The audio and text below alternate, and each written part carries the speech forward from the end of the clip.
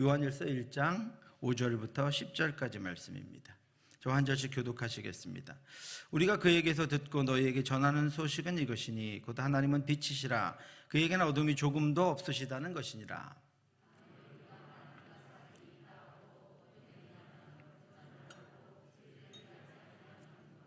그가 빛 가운데 계신 것 같이 우리도 빛 가운데 행하면 우리가 서로 사귐이 있고 그 아들 예수의 피가 우리를 모든 죄에서 깨끗하게 하실 것이요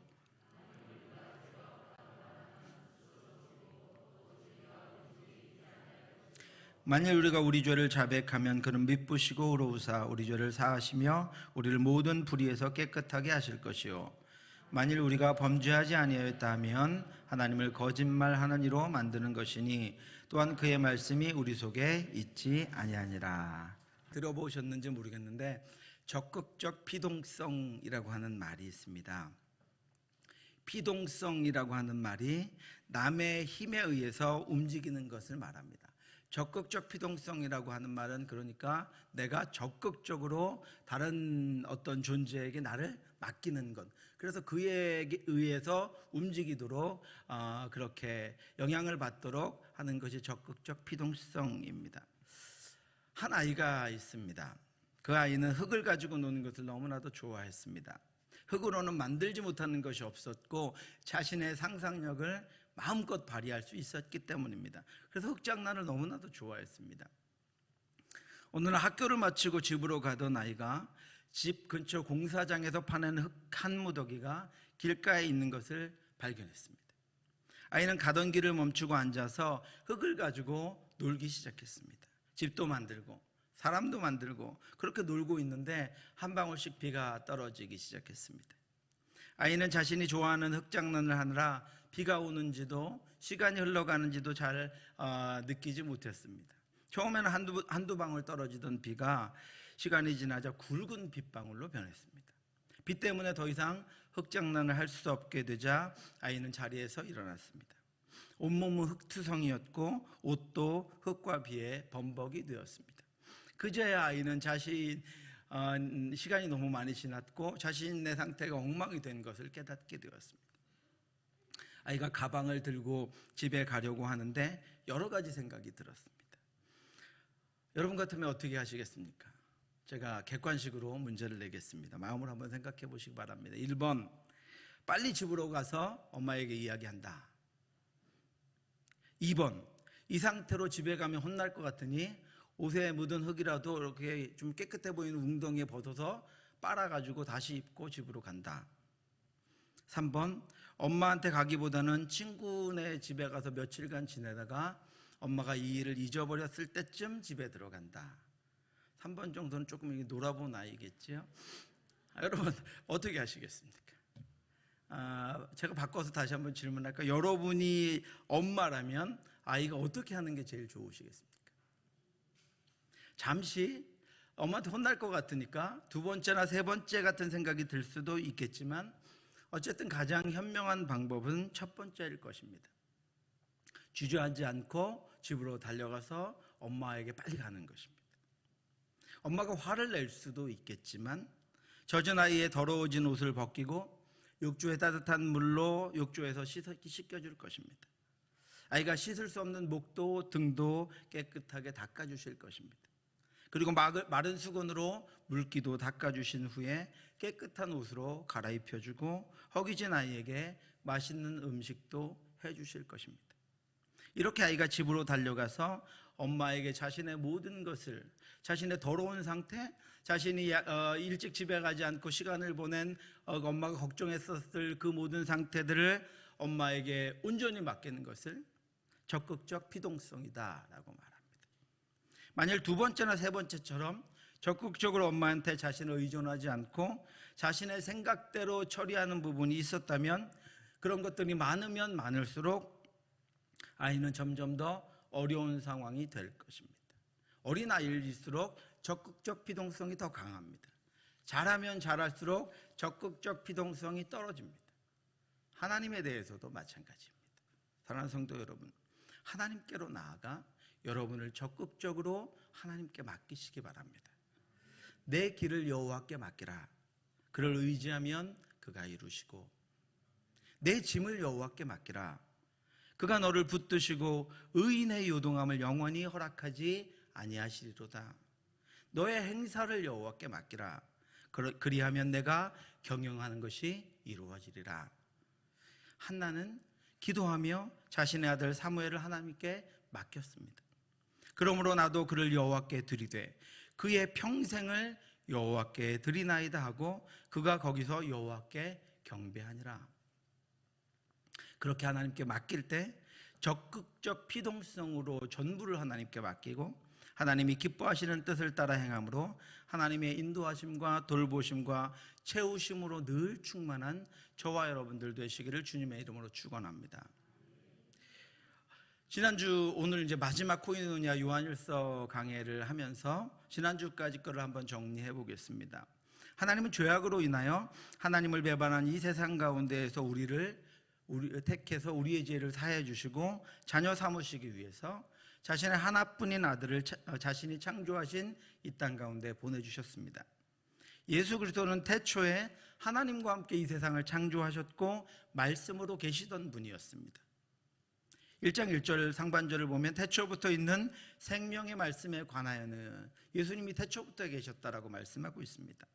태초부터 계셨던 생명의 말씀이신 예수 그리스도가 하나님의 뜻을 따라 우리를 구원하시기 위해서 자신이 창조하신 이 땅에 육신을 입고 오셨습니다.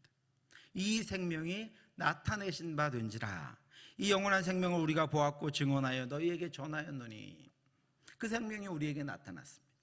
예수 그리스도가 이 땅에 육신을 입고 오셔서 우리를 위해 죽으시고 다시 살아나심으로 우리에게 영원한 생명을 주셨고 하나님의 거룩하심을 입은 하나님의 자녀가 될 수 있도록 우리를 구원해 주셨습니다.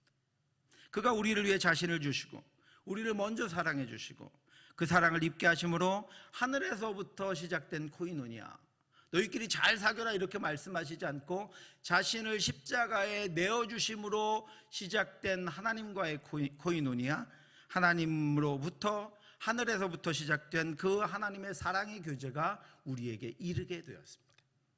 우리가 보고 들은 바를 너희에게도 전함은 너희로 우리와 사귐이 있게 하려 함이니 우리의 사귐은 아버지와 그의 아들 예수 그리스도와 더불어 누림이라. 하나님이 먼저 우리를 사랑해 오셔서 우리를 사랑함으로 십자가에 자신을 찢으신 그 사랑이 우리에게 임했다라고 하는 것입니다. 그것을 누리는 것이 그리스도인들의 삶이다라고 말씀하고 있는 것입니다. 하늘에서부터 시작된 이 교제는 그가 자기 피로 세우신 교회를 통해서 이제 성도들 서로에게 그리고 생명이 없는 이들에게도 흘러가고 그래서 이 땅 가운데 빛을, 생명을, 소망을, 구원을 우리가 전하게 되었습니다. 우리 안에서 생성된 사귐이 아니라 우리가 만들어낸 어떤 프로그램이 아니라 하늘에서부터 시작된 그 사귐을 우리가 서로 나누고 있고 그 코이노니아 가운데 우리가 살고 있으면서 그 하늘로부터 시작된 하나님의 사귐, 하나님과의 나눔을, 교제를 이 땅 가운데 전하는 역할을 우리가 하고 있다라고 하는 것입니다. 그로 말미암아 이 땅에 하나님의 은혜와 기쁨이 흐르게 되었습니다. 우리가 이것을 쓰면 우리의 기쁨이 충만하게 하려 함이라. 이제 성도들은 그렇게 창조하신 하나님의 아들, 그분이 이 땅 가운데 육신을 입고 오셔서 자신을 찢으신, 그래서 우리의 안에 교제가 시작되었기 때문에 그 예수 그리스도를 통해서 우리는 교제를 나눕니다. 지난주에 말씀드린 대로 디트리 보네퍼 목사님의 고백처럼 우리는 예수 그리스도를 통해서만 서로 형제가 됩니다.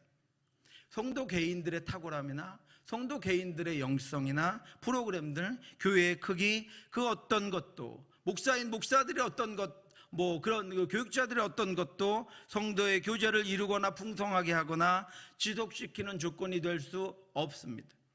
이 교제는 오직 예수 그리스도를 통해서만 우리가 계속 소유할 수 있게 되었습니다. 그래서 우리는 이 교제의 중심이신 하나님께 적극적인 피동성을 가지고 나아가야 합니다. 그러려면 우리는 하나님이 누군지 알아야 합니다. 하나님과의 교제를 위해서 우리가 알아야 할 하나님의 본질은 지난주에 말씀드린 대로 하나님은 빛이시며 그에게는 어둠이 조금도 없으시다라고 하는 것입니다. 그런데 여러분, 지난주에 설교를 듣고 한번 생각해 보셨는지 모르겠습니다. 하나님은 빛이시며 그에게는 조금 더 어두움이 없으시다라고 하는 것은 온전한 빛일 수 없으며 조금 더 어둠이 없을 수 없는 우리들에게는 거대한 장벽입니다. 아이가 흙투성이가 된 아이가 엄마에게 선뜻 달려가지 못하는 이유가 있죠. 왜요? 자신이 약속을 어겼고 더러워졌기 때문입니다. 하나님이 빛이시고 그에게 어두움이 조금도 없다라는 것은 영원한 어둠이 없을 수 없고 영원한 빛일 수 없는 우리에게는 오히려 하나님께 다가갈 수 없는 장벽이 됩니다. 오히려 그것이 하나님과의 교제를 막는 것처럼 하나님을 우리에게서 멀리 떼어놓습니다. 그래서 너무나 부담스러워서 하나님께 가까이 가지 못합니다. 하나님은 빛이시고 하나님께는 어둠이 조금도 없습니다. 그것을 우리는 받아들입니다. 그것을 인정합니다. 그러나 하나님과의 교제하여야 하는 나는 어둠입니다. 연약한 존재이며 부족한 존재입니다. 뿐만 아니라 욕망과 욕심과 교만도 내게 있습니다. 나태하며 매우 이기적입니다. 말씀대로 행하지 못하는 것들도 수없이 많이 있습니다. 예수 그리스도를 믿고 하나님을 예배하며 그의 구원에 감사하고 하나님의 도우심과 이끄심에 감사합니다. 뜨거워진 가슴과 간절한 눈물로 하나님을 부릅니다. 고통 속에서도 주 예수 그리스도를 찾으며 절망 속에서도 하나님을 붙잡습니다. 그런데 그럼에도 불구하고 나는 바울이 고백하는 이 고백을 제 안에서도 봅니다. 내 지체 속에는 한 다른 법이 내 마음의 법과 싸워 내 지체 속에 있는 죄의 법으로 나를 사로잡는 것을 보도다. 여러분 안 보이십니까? 그리고 하나님 앞에 엎드려 날마다 탄식합니다. 오호라 나는 곤고한 사람이로다. 이 사망의 몸에서 누가 나를 건져내랴. 어떻게 이렇게 말씀대로 잘 못 삽니까? 그렇게 살고 하나님과 온전한 교제를 날마다 하늘의 삶을 이 땅 가운데 살고 싶은데 하나님 그렇게 되지 않습니다. 날마다 넘어집니다. 날마다 고통 가운데 있습니다. 죄악도 범합니다. 이기적입니다. 탄식과 함께 마음도 굳어지고 하나님이 나 같은 자는 사랑하지 않을 것 같습니다. 부끄러워하실 것 같습니다. 나 같아도 나를 좋아하지 않을 것 같습니다. 요한서신의 수신자들에게 지난주에 나타났던 위선과 기만과 왜곡이 나에게도 있는 것을 발견합니다. 만일 우리가 하나님과 사귐이 있다 하고 어둠에 행하면 거짓말을 하고 진리를 행하지 아니함이거니와 만일 우리가 죄가 없다고 말하면 스스로 속이고 또 진리가 우리 속에 있지 아니할 것이요 만일 우리가 범죄하지 아니하였다 하면 하나님을 거짓말하는 이로 만드는 것이니 또한 그의 말씀이 우리 속에 있지 아니하니라. 이 말씀이 우리에게는 자유롭지 못합니다. 하나님과 사귐이 있다 하고 하나님의 자녀라 말하는 나도 어둠에 행한 적이 있습니다. 죄가 없다고 여기면서 내 뜻이 아니었다고 하면서 죄를 범한 적이 있습니다. 그것은 죄가 아니라고 하면서 죄의 행위들을 부정한 적도 있습니다. 아주 오랜 이야기가 아닙니다. 최근에도 그랬습니다. 그래서 하나님은 빛이시며 그에게는 어둠이 조금 더 없으시다는 요한의 선언은 오히려 나를 더 절망하게 합니다. 예화에 말씀드린 그 아이가 한참을 자신이 좋아하던 흙놀이에 빠져 있다가 일어나 자신의 모습을 보고 자신을 기다리고 있을 사랑하는 엄마의 모습을 생각했을 때 느꼈을 그 절망과 탄식이 바로 나의 것입니다. 육신을 입고 이 땅에 살면서 말씀을 붙잡고 기도하며 결심하고 예배하며 날마다 하나님을 갈망하지만 어둠을 완전히 벗어버릴 수 없는 우리가 어떻게 하나님과 사귈 수 있습니까? 그것도 빛이시며 어둠이 조금도 없는 하나님과 어떻게 교제할 수 있습니까? 어떻게 하나님의 코이노니아를 맛볼 수 있습니까? 어떻게 하나님과 교제하고 부끄러움 없이 하나님과의 교제를 우리가 이룰 수 있습니까? 어떻게 하면 될까요? 오늘 본문 7절과 9절에서 우리에게 그 해답을 요한 사도가 말씀해 주고 있습니다. 첫 번째 해답은 7절입니다. 우리 7절 말씀 같이 한번 읽어보겠습니다. 그가 빛 가운데 계신 것 같이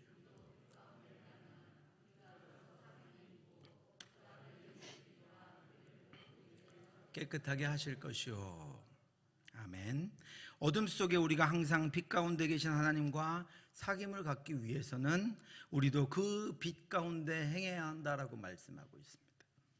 여기서 행한다라고 하는 헬라어 단어는 독특한 용법을 가지고 있는 단어입니다. 이 단어는 걷다, 살다, 행동하다라는 의미를 가지고 있는데 복음서와 사도행전에서는 주로 함께 걷는 것으로 표현하고 있습니다. 우리가 하나님과 빛이신 하나님, 어둠이 조금도 없으신 하나님과 간혹 어둠 가운데 또 영원한 빛으로 빛이 될 수 없고 하나님 기뻐하시지 않는 것들을 행하며 이 땅을 살아가는 우리가 사귐이 있게 하기 위해서는 하나님 안에 행하는 것입니다. 그와 함께 걷는 것이다 라고 말씀하고 있습니다. 그리고 하나님은 빛이십니다. 그러므로 하나님은 빛 가운데 거하십니다. 해나 달이 뜨고 지는 것처럼 정한 시간을 두고 나타났다가 사라지는 빛이 아니라 하나님은 항상 그 빛의 존재로 이 땅 가운데 계십니다. 그 빛은 변함이 없을 뿐 아니라 그 빛은 영원합니다. 이는 하나님의 영광의 광채이시오 그 본체의 형상이라. 그의 능력의 말씀으로 만물을 붙드시며 죄를 정결하게 하시는 일을 하시고 높은 곳에 계신 지극히 크신 이의 우편에 앉으셨느니라. 하나님은 변하지 않는 빛입니다. 하나님은 스스로도 빛이고 예수 그리스도는 그 영광의 광채입니다. 이런 하나님과 어둠에 살며 연약하고 부족한 우리가 사귐을 갖는 비밀은 그분과 같이 빛이신 그분과 같이 어둠이 조금도 없으신 그분과 같이 우리도 그 빛 가운데 행하는 것이다 라고 말씀하고 있습니다. 이런 마당에 모닥불을 피워놓으면 그것은 자체가 불이요 빛입니다. 그 불로 여러분 우리가 가까이 가면 불의 따뜻함과 빛의 밝음의 혜택을 입을 수 있습니다. 그 불로부터 멀어지면 멀어질수록 내가 만나는 빛은 어두워지고 온기는 내게서 줄어듭니다. 내가 멀어지고 가까워지는 것과 관계없이 모닥불은 항상 계속해서 불과 빛으로 존재합니다. 내가 누리는 것, 내가 그 빛을 얼마나 누리느냐 하는 것은 그 빛과 그 불과 얼마나 가까이 있는가의 여부에 달려 있습니다. 내가 그 빛에 얼마나 자주 노출되는가에 달려 있습니다. 또한 빛에 가까이 가면 내 존재가 드러납니다. 멀리 어둠 속에 있을 때는 내 존재가 드러나지 않습니다. 그런데 그 빛에 불빛에 가까이 가면 내가 보입니다. 죄도 보이고 어둠도 보이고 내 안에 있는 고통과 불의함과 연약함도 보이고 내 생각도 보이고 마음도 빛에 점점 가까이 가면 가까이 갈수록 고스란히 드러납니다. 그러나 멀어질수록 감추어지고 숨겨집니다. 그래서 빛으로 가까이 갈 때 내 안에 있는 것들의 정체가 드러나서 그것들을 내가 제거할 수도 있고 혐오할 수도 있고 물리칠 수도 있고 싫어할 수도 있습니다. 그렇게 본체이신 빛에 가까이 가서 나를 비추고 그 빛의 밝음과 불의 온기를 가지고 살아가는 것을 빛 가운데 행한다라고 말씀하고 있는 것입니다. 적극적인 피동성을 가지고 어둠인 내가, 부족한 내가, 죄인인 내가 빛 가운데 살아야 하는 것입니다. 흙투성이가 된 아이가 집으로 달려가서 엄마에게 무엇했겠습니까? 엄마에게 안겼을 것입니다. 엄마에게 가까이 갔을 것입니다. 그래야 옷도 벗겨주고 씻겨주기도 했을 것입니다. 여러분, 내가 빛이 되는 것이 아니라 내가 빛 가운데 행하는 것이라고 말씀하고 있습니다. 내가 빛이 아니라 내가 그 빛의 비추임과 그로 인하여 나를 인식하고 빛에 비추어진 내가 그 빛의 영향력 가운데 살아가는 것이라고 말씀하고 있습니다. 그럴 때 그 아들 예수 그리스도의 피가 우리를 모든 죄에서 깨끗하게 하실 것이다 라고 말씀하고 있습니다. 마치 우리가 불로 모든 벌레들과 전염성 있는 악한 것들을 태워버리듯이 빛이신 하나님께는 그 아들 예수 그리스도의 피가 준비되어 있기 때문에 우리가 죄를 들고 우리의 더러운 모습 그대로 그 빛으로 나아가면 하나님이 예수 그리스도의 피로 우리를 깨끗하게 합니다. 그래서 우리가 다시 빛이신 하나님과 사귈 수 있게 되는 것입니다. 우리는 내가 선하고 내가 거룩하고 내가 하나님이 받으실 만하고 내가 하나님이 기뻐하시는 상태가 되어야 하나님께로 나아갈 수 있고 하나님과 사귈 수 있다고 생각합니다. 그런데 그것은 오늘 요한일서의 말씀과는 정반대되는 개념입니다. 뭐라고 말씀하고 있습니까? 우리가 이 모습 이대로, 내 모습 그대로 하나님, 빛이신 하나님께 나아가면 그에게 있는 예수 그리스도의 보혈의 피로 말미암아 우리가 거룩하고 선하고 정결하고 하나님이 기뻐하시는 상태가 될 수 있다는 것입니다. 내가 빛에 가까워진 상태가 되어서 하나님께 가는 것이 아니라 내가 내 상태대로 가면 하나님께서 나를 그 빛으로 비추시고 그 빛 가운데 인도하셔서 빛이 되게 하신다라고 하는 것입니다. 우리가 왜 위선과 기만과 왜곡된 삶을 삽니까? 왜 우리가 믿는다고 하면서 왜 우리가 하나님 기뻐하지 않는 삶을 삽니까? 우리 스스로는 빛이 될 수 없기 때문입니다. 우리 스스로는 거룩할 수 없기 때문입니다. 그래서 스스로 왜곡하고 기만하고 속이는 것입니다. 그렇기에 빛으로 나아가야 합니다. 적극적으로 하나님께 나아가야 합니다. 죄와 더러움과 욕심과 교만을 들고 하나님께 나아가야 합니다. 빛이신 하나님 안에 모든 죄와 어둠을 씻어주시는 예수 그리스도의 속죄의 피가 있기에 그 피로 들어가야 합니다. 나의 자녀들아, 내가 이것을 너희에게 쓰면 너희로 죄를 범하지 않게 하려 함이라. 만일 누가 죄를 범하여도 아버지 앞에서 우리에게 대언자가 있으니 곧 의로우신 예수 그리스도시니라. 죄가 없는 채로 와라, 죄가 씻겨진 채로 와라, 이렇게 말씀하지 않습니다. 만일 누가 죄를 범하여도 아버지 앞에서 우리의 대언자가 있으니 곧 의로우신 예수 그리스도니라. 우리가 모든 것들을 들고 이 모습 이대로 갈 때 하나님께서 그의 빛으로 우리에게 비춰주시고 예수 그리스도의 보혈로 우리를 정하게 하시고, 그래서 우리가 다시 엄마가 이 아이를 씻겨주고, 그래서 흑투성이 같은 것들을 다 제거하고 학교 갈 때의 모습대로 다시 그렇게 해주시는 것처럼 하나님이 우리를 다시 그의 자녀의 모습과 형상으로 만들어주신다라고 하는 것입니다. 제이어스의 내 모습 이대로라는 찬양이 있습니다. 내 모습 이대로 사랑하시네, 연약함 그대로 사랑하시네, 나의 모든 발걸음 주가 하시나니 날 인도하소서. 주의 날개 아래 거하는 것, 주의 임재 안에 거하는 것, 나의 가장 큰 소망, 나의 가장 큰 은혜, 주와 함께 동행하는 일. 무엇을 하자고 합니까? 이 찬양이 말씀이 무엇을 하라고 합니까? 아니요. 하나님의 자녀로 이 땅을 살아가다가 온전치 못한 것이 있거든 하나님께 나오라. 너희 삶 가운데 늘 하나님과 동행하라. 그러면 하나님이 정하게 해주시고 하나님이 깨끗하게 해주시고 하나님이 힘을 주시고 하나님이 인도해 주실 것이니, 너희가 하나님 앞에 할 것은 주의 날개 아래에 거하는 것, 하나님의 임재 안에 거하는 것, 하나님의 빛에 행하는 것이다라고 말씀하고 있습니다. 왜 나에 있는 그대로 더럽고 추하고 어둠 속에 다니던 나를 하나님이 그대로 사랑하십니까? 하나님에게는 용서할 능력과 치유할 능력과 정하게 하실 능력이 있기 때문입니다. 그러니 우리가 할 일은 그 안에 거하는 것입니다. 그에게로 나아가는 것입니다. 빛으로 나아가 거기서 그 빛의 비추이심을 받는 것입니다. 이 사귐이 바로 7절이 말하는 함께 걷는 사귐입니다. 제가 제 아내와 한 7년 정도 연애를 했습니다. 제가 좋아하던 시절과 제 아내가 저를 마음에 들어하던 시절이 좀 달라서 연애한 기가 조금 차이가 있기는 하지만, 그때는 가난한 대학생 시절이라 만나면 종일 걸었습니다. 종로에서 광화문으로, 해화동으로, 기름동으로. 그때는 지금처럼 카페가 변변하게 없던 시절이라 밥 먹는 시간이나 가끔 기독교 서점을 들린 시간을 제외하고는 종일 같이 걸었습니다. 주일날은 청년의 모임이 끝나면 만나서 아내를 데려다 주기 위해서 아내의 집까지 걷고, 혹시 또 의심하시는 분, 지금 아내입니다. 네. 아내의 집까지 걷고, 그러면 좀 아쉬우니까 저를 다시 또 버스 정류장까지 데려다 주려고 걷고, 그럼 또 혼자 가게 할 수 없으니까 다시 또 아내의 집으로 걷고, 그리고 결국은 각자의 집으로 돌아갑니다.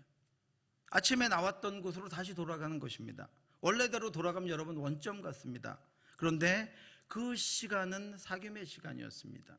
그 걸음은 사귐의 걸음이었습니다. 서로를 깊이 알아갔습니다. 그리고 더 사랑하게 되었습니다. 이것이 거하는 것, 함께하는 것입니다. 늘 이따가 돌아가면 여러분 원점으로 돌아가는 것 같고 세상으로 돌아가는 것 같지만 아니다라고 말씀하고 있는 것입니다. 하나님 앞에 그것이 행하는 것이고 하나님 앞에 거하는 것이고 하나님과 사귀는 시간이다라고 말씀하고 있는 것입니다. 요한은 빛 가운데 거하시는 계시는 하나님, 그 본체의 아들 예수 그리스도의 피로 우리를 깨끗하게 하실 하나님과 걸으라, 동행하라 말씀하고 있습니다. 그것이 우리의 어둠과 더러움과 죄를 씻고 온전치 못함과 어그러진 것들을 고치고 교만과 욕심과 욕망과 이기심을 태우는 하나님과의 교제이기 때문입니다. 사랑하는 성도 여러분, 말씀으로, 예배로, 찬양으로, 기도로 어느 것 하나 거짓되게 하지 말고 하나님을 느끼고 하나님을 만나고 하나님과 걸으며 빛이신 하나님과 함께 하시기 바랍니다. 그 밖에서 서성이거나 멀리 떨어져 있지 말고 그 가운데 행하시기 바랍니다. 하나님과의 사귐이 점점 더 깊어지고 온전해질 것입니다. 두 번째 답은 9절입니다. 우리 9절 한번 같이 읽겠습니다. 만일 우리가 우리 죄를 자백하면 그는 미쁘시고 의로우사 우리 죄를 사하시며 우리를 모든 불의에서 깨끗하게 하실 것이요. 여러분, 교제는 혼자 하는 것 아닙니다. 상호적입니다. 어떤 교제도 혼자 할 수 없습니다. 그러므로 9절에서는 진정한 교제의 상호적인 작용을 보여주고 있습니다. 하나님은 빛입니다. 그에게는 어둠이 조금도 없습니다. 그러나 하나님과 사귀는 우리는 여전히 어둠에 거하며 온전치 못하며 온전할 수 없습니다. 우리에게는 모든 범죄의 가능성이 있고 우리에게는 모든 악함의 가능성이 있습니다. 그래서 우리가 늘 하나님과 온전한 교제를 하고 우리의 이웃들과 온전한 교제를 하기 위해서는 하나님의 치유하심과 하나님의 고치심, 하나님의 죄사함이 우리에게는 필요합니다. 이제 9절은 하나님께서 우리를 거룩하게 하시고 온전하게 하시기 위해서 우리의 의사가 되신다라고 하는 것을 보여주고 있습니다. 하나님은 우리 죄를 사하시고 깨끗하게 하시는 분입니다. 하나님께는 능력이 있습니다. 하나님이 고치십니다. 하나님이 사하십니다. 하나님이 우리를 거룩하게 하십니다. 하나님이 우리에게 능력을 주십니다. 그러기 위해서 우리는 하나님의 수술대 위에 올라가야 합니다. 나를 하나님이 진찰하고 나를 아시는 대로 치료하신 하나님께 나를 맡기지 않으면 상호적인 관계에서 치유와 회복이 일어날 수 없습니다. 우리가 빛이 될 수가 없습니다. 우리가 빛을 입을 수가 없습니다. 그렇게 나를 맡기는 행위는 하나님이 빛이시며 그에게는 조금도 어두움이 없으시다라는 것을 우리가 확실히 믿어야 합니다. 그 믿음에 기초합니다. 우리가 의사를 믿어야 그에게 우리의 몸을 맡기듯이 하나님을 향한 신뢰가 있어야 나를 하나님께 맡길 수 있기 때문입니다. 하나님을 믿는 자는 더욱더 그 빛 가운데로 가까이 갑니다. 그런 믿음을 가지고 하나님에게 나를 맡기는 것을 9절에서는 자백하면이라고 했습니다. 이 자백한다라고 하는 단어가 무엇과 똑같이 같게 말한다라고 하는 것입니다. 의사가 환자를 진찰합니다. 엑스레이, 우리는 못 보는 엑스레이를 판독을 하고 여러 가지 그 진찰한 것들을 판독을 해서 우리의 병을 진단합니다. 그런데 우리가 그것을 인정하지 않으면 그가 치료할 수 없습니다. 자백한다라고 하는 것은 하나님이 말씀으로 우리를 진단하신 것을 우리가 인정하는 것입니다. 내가 죄인이라고 하는 것을 내가 인정하는 것입니다. 네가 연약하다고 말씀하실 때 내가 그것을 인정하는 것입니다. 네가 온전치 못한다고 말씀하실 때 하나님께서 말씀하신 그 말씀을 인정하는 것입니다. 네가 지금 그대로 가면 안 된다라고 말씀하실 때 그 말씀을 인정하는 것, 그것을 자백하면이라고 했습니다. 어둠 가운데 감추어지고 가려진 나를 보는 것이 아니라 빛에서 멀리 떨어져서 어둠 속에서 나는 아무렇지도 않습니다. 나는 괜찮습니다. 나는 정말로 깨끗합니다. 이렇게 말하는 것이 아니라 그 빛에 가까이 가서 빛 가운데 비추어진 나를 보고 나를 인정하는 것입니다. 더럽고 추악함을 인정하는 것입니다. 이것은 자신의 병을 인정하고 수술대 위에 눕는 것과 같습니다.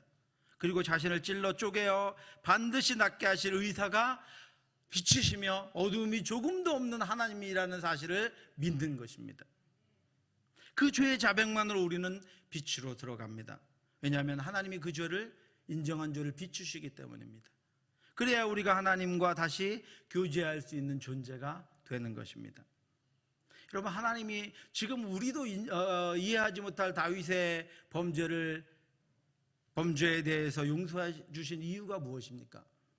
다윗이 인정했기 때문입니다. 다윗이 자신의 죄를 인정하고 의사이신 하나님 앞으로 들고 나갔기 때문입니다. 만일 우리가 우리 죄를 자백하면 그는 미쁘시고 의로우사 우리 죄를 사하시며 우리를 어떤 것에서요? 모든 불의에서 깨끗하게 하실 것이요. 인정한 자를 수술대에 눕히시고 그 빛으로 쪼이셔서 우리를 치유해 주시는 것입니다. 우리가 어두움을 없앨 수 있는 방법은 그 어둠을 빛 가운데로 끌고 들어가는 것입니다. 그 빛을 어둠에 비추게 하는 방법뿐입니다. 빛이신 하나님과의 교제만이 우리를 불의와 죄와 어둠으로부터 고치고 깨끗하게 할 수 있고, 그래야 우리가 다시 하나님과 교제할 수 있는 복된 순환이 우리 안에 이루어지는 것입니다.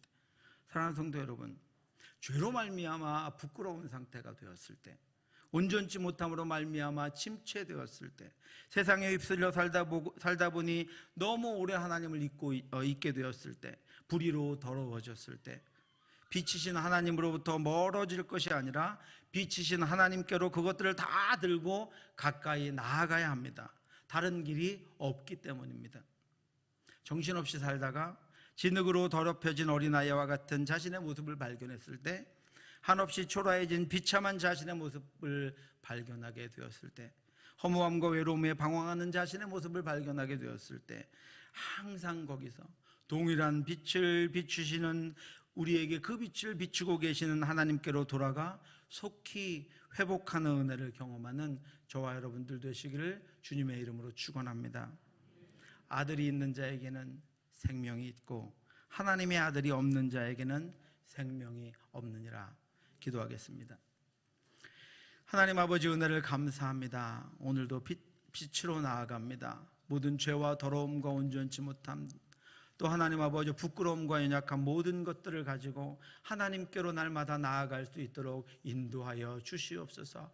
그 빛의 비추이심을 받을 수 있도록 인도하여 주시옵소서. 그 빛이 보여주시는 것들을 보고 인정할 수 있도록, 자백할 수 있도록 인도하여 주시옵소서. 그래서 하나님 아버지, 우리를 고치시고 우리를 온전케 하시며 우리를 아버지, 우리에게 이 땅을 하나님의 자녀로 거룩하게 살아갈 수 있는 힘과 능력을 허락하여 주시옵시고, 우리가 하나님으로부터 멀어져 하나님의 형상을 점점 잃어가는 것이 아니라 우리가 하나님께 가까이 나아가 하나님을 닮아가는 저희들이 될 수 있도록 인도해 주시옵소서. 하나님, 우리가 하나님께로 가까이 가기를 원합니다. 우리 교회가 하나님께로 가까이 가기를 원합니다. 우리 자녀들이 하나님께로 가까이 갈 수 있기를 원합니다. 우리 연약한 성도들이 하나님께 더 가까이 갈 수 있기를 원하오니 하나님, 그렇게 인도하여 주시옵시고 우리에게 능력을 주시옵시고 힘을 주시옵시고 고쳐 주시옵시고 우리가 하나님과 온전히 사귈 수 있도록 역사해 주시옵소서. 모든 말씀 예수님 이름으로 기도. 지금은 우리 주 예수 그리스도의 은혜와 하나님 아버지의 크신 사랑하심과 성령의 교통하심이 우리를 사랑하셔서 우리와 사귀시려고, 우리와 교제하시려고 친히 이 땅 가운데 오셔서 몸을 찢으시고 우리의 죄를 사해 주신 예수 그리스도를 믿는 믿음과 빛이신 하나님 앞으로 날마다 내 모습 이대로, 가진 이대로, 이 모습 이 모양 그대로 나아가 그 빛의 비추심을 받고 온전한 하나님의 자녀로 살아가기를 간절히 소원하는 사랑하는 성도들 머리 위에 지금부터 영원토록 함께 있을지어다. 아멘.